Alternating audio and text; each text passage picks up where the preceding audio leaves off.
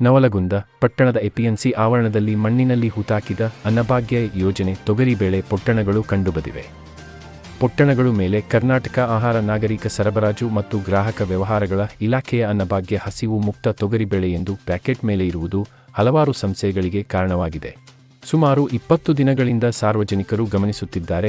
ಹೂತಾಕಿರುವ ತೊಗರಿಬೇಳೆ ವಾಸನೆಗೆ ದನಗಳು ಮಣ್ಣು ಗೆಬರಿ ತಿನ್ನುತ್ತಿರುವ ತಿಳಿದು ಬಂದಿದೆ. ಸ್ಥಳಕ್ಕೆ ನವಲಗುಂದ ಗ್ರಾಮ ಆಡಳಿತ ಅಧಿಕಾರಿ ಎಚ್.ವಿ. ಚಿಕ್ಕನರಗುಂದ, ಮಹಿಳಾ ಮತ್ತು ಮಕ್ಕಳ ಅಭಿವೃದ್ಧಿ ಇಲಾಖೆಯ ಪ್ರಥಮ ದರ್ಜೆ ಸಹಾಯಕರಾದ ಪ್ರಕಾಶ ಮೇಲಿನಮನಿ, ಪೊಲೀಸ್ ಸಿಬ್ಬಂದಿಗಳಾದ ಫಾರೂಕ್ ನದಾಫ್, ಚಂದ್ರು ಅಮ್ಮಾಪುರ ಇತರರು ಸ್ಥಳ ತನಿಖೆ ನಡೆಸಿದ್ದು, ಸರ್ಕಾರದ ಅನ್ನಭಾಗ್ಯದ ಬೆಳೆ ಎಂಬುದು ಗೊತ್ತಾಗಿದೆ. ಸಂಬಂಧಿಸಿದ ಅಧಿಕಾರಿಗಳೇ ಇದಕ್ಕೆ ಸ್ಪಷ್ಟನೆ ತಿಳಿಸಬೇಕಾಗಿದೆ.